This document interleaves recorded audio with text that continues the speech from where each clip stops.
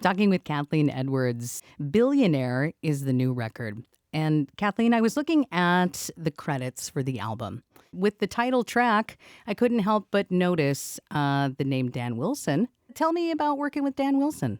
Well, incredibly, Dan came into my life quite a few years ago.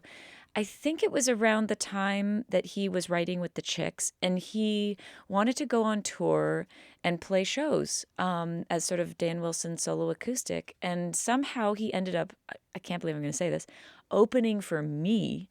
And he came on the tour bus with us, and it was in 2008, 2009, so it was some time ago. Mm-hmm.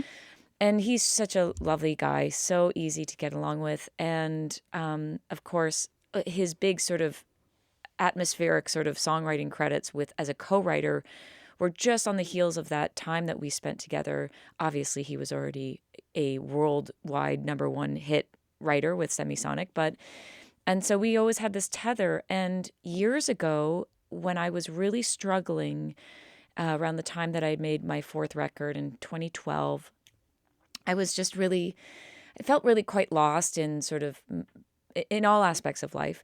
And I remember reaching out to him to say, because he had really sort of firmly planted his feet in the co-writing world. I said, I think I'd really like to make the transition to co-writing. Do you have any ideas about how I might, make that transition? And he gave me the best advice. He said, you will always be the best vehicle, the strongest vehicle, and the most authentic vehicle for the songs that you want to write. You're already doing it. If you think that you belong in this world, he's like, I'm not sure that you do. You are the voice of your own songs. Don't sell that short. And it was sort of him saying, like, don't come for my co-writes. No. Stay out of it.